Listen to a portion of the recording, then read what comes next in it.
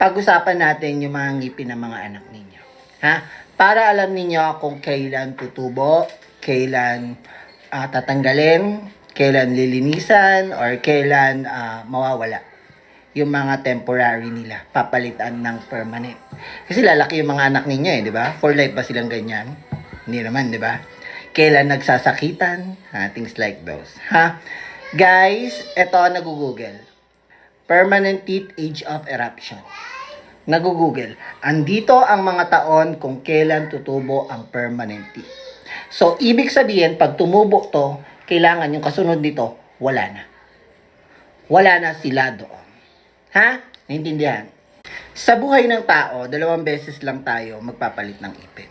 Temporary at permanent. May age din sa buhay natin na tinatawag na mixed dentition. Nagsasabay yung permanent at yung temporary. Ha? Kaya kasi sabi, Dok, ako papalit-palit. Matanda na ako. Parang tinutubuan pa rin ako ng maraming ngipin. Pating ka. Hindi ka tao. Ha? Halukayin mo yung history ng pamilya nyo, baka may lahi kayong pating. So, for central incisor, actually hindi naman nagkakalayo yung taas at babae. 7 to 8 years old, central incisor kailangan nakatubo na. So, kailangan tandaan nyo rin yung birthday ng anak mo, hindi mo alam. Syunga-syunga ka naman. Kailangan alam mo din, ha? Kunyari, birthday ng anak ko ngayon, November 1. O kailangan palabas na siya. Guys, meron din tinatawag na late eruption. Late eruption. Not less than 6 months. Kalahating taon. Ha? Pag taon na, hindi pa rin natubo, hindi very late na yon. Very late na yon. Hindi na yun maganda. Ha? Pag hindi ko nasabi dito, guys, that's unusual, ha? Ha? That's unusual. So, for your lateral, yung katabi ng gitnang ngipin, your 2 central, yung lateral nyo, dapat nandun na siya ng 8 to 9. 8 to 9. Then, your premolars, likod ng pangil, tumutubo, 10 to 11. 10 to 11. So, yun lang. Hanggang dun lang, likod ng pangil ha, papalitan sila ng permanent. Naintindihan? So, sa kanilang lahat, yung pangil ang huli. Second to the last. Kasi meron pang third molar eh. Pero yung third molar, wala naman siyang sinusundan na temporary. Wala silang sinusundan na temporary. Ang mga sinusundan lang nila hanggang premolars lang. Dito lang. Premolars. 5 lang eh. 5 lang pag ganun eh. 1, 2, 3, 4, 5. 1, 2, 3, 4, 5. 20 lahat. Naintindihan. So, ang pinakahuli sa kanilang tutubo, yung K9. 11 to 12 years old. 11 to 12 years old. Guys, yung pangil, ibig sabihin, pag 8 years old pa lang or 9 years old pa lang yung anak mo, wala pa siyang permanenteng pangil. Hindi niya ngipin yon. Nagmumulto lang yon. 10 years old na yung anak ko do. Wala pa, may pangil na siya. Oo nga. Temporary pa lang yun. Kasi sabi nga dito, 11 to 12. Nakalagay. Hindi ka nakikinig sa instruction. Ngayon, kung maaga natanggal ang ngipin ng anak ninyo, dahil sa mahilig sa sweets, mahilig sila sa mga matatamis, or mga hindi nagtutoothbrush, di ba, yung mga bata, tamad magtoothbrush, early loss, ibig sabihin, tumubo agad yung permanent. Yung mga temporary nyong ngipin ng mga anak ninyo, sila ang guide for your permanent teeth. Permanent teeth. Guide ha? Ang Tagalog ng guide. Gabay. Sila ang mga gabay. So pag nawala ang mga gabay, sa tamang edad ng pagtubo ng ngipin, maliligaw ang permanent. Kaya nagkakaroon ng mga sungki. Crowding. Naintindihan? Naintindihan ba?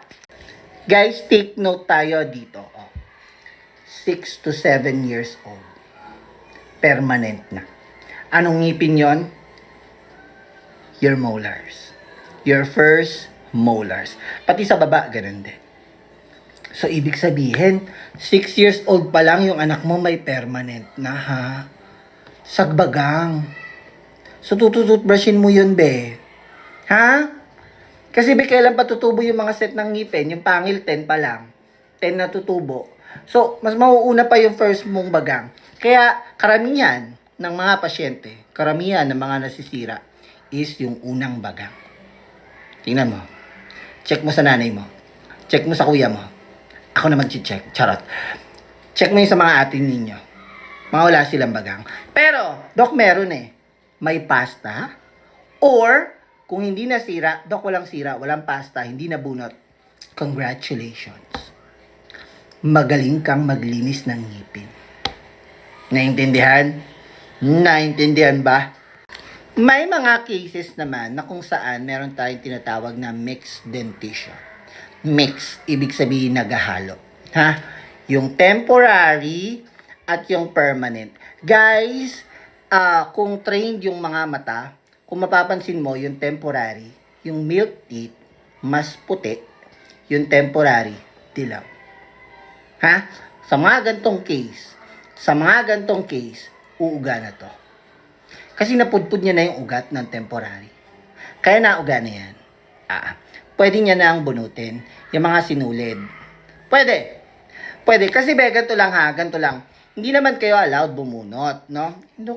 Yung mga sinulid, okay lang ba? Ang kaso kasi, ganito ang nangyayari. Kaming mga dentista ang pinapantakot sa mga bata. Hindi ka matutulog ng tanghali, dadalhin kita sa dentista. Kaya nagkakaroon ng phobia. Kaya nagkakaroon ng trauma. Nadadala yun hanggang sa pagtanda, ha? Kaya, nire-respeto ko yung mga may takot sa dentista. Kasi bata pa lang yung mindset ba? Mindset. Yun pa lang yung ine-inculcate in their minds. Yun na yung pinapasok sa isip nila. Ito pa nangyayari. Hindi usual na dinadala mo yung anak mo sa dentista.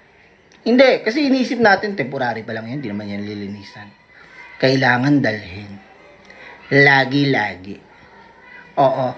That's called conditioning. Kinukondisyon nyo yung isip nila na, kailangan pala nagpupunta sa dentist.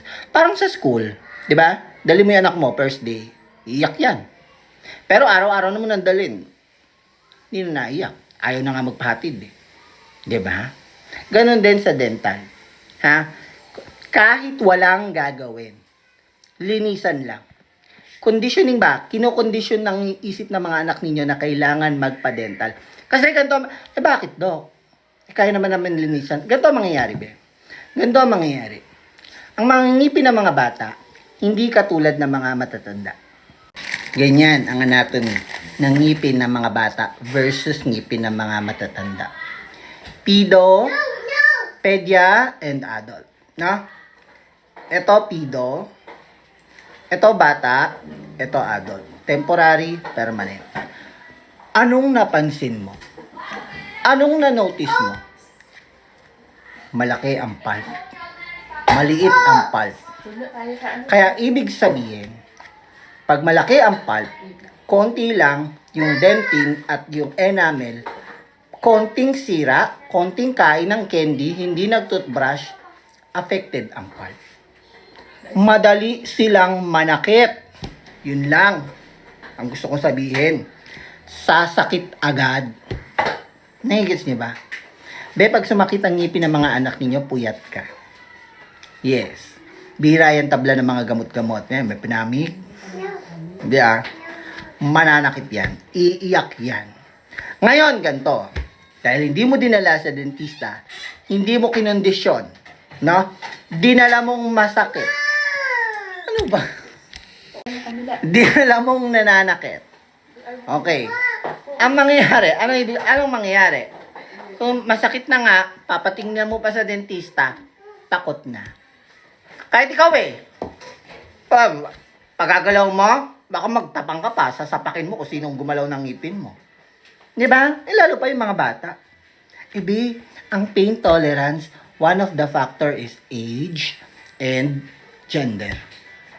Mas mga bata, mas madali silang masaktan. Ngayon gets mo? Kaya kinokondisyon. Kaya may mga doktor para sa mga bata In medicine, pediatrician.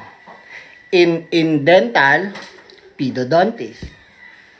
Yun ang kaimportantehan ha. Kung isyusyunga-syunga, dalhin ninyo. Hindi yung pinantatakot nyo kami. Ganda-ganda ko, pinantatakot mo lang ako. Ito. So, for confirmatory, pa-extreme mo. Kung sino na talaga ang tutubo. At sino na talaga ang gumagalaw. Diba? O, confirm yan. First molar, diba? Sabi ko. First molar. Wala nang susunod sa kanila. Diba? Second molar. Permanent. Lahat, tumubo na. Yung pangil. Nandiyan pa. So, ang tanong, ilang taon to? That is your assignment. Comment down below and follow me, Doc Mikey, and sa TikTok, Doc Mikey Tindahan. Sana may natutunan. Yun lang.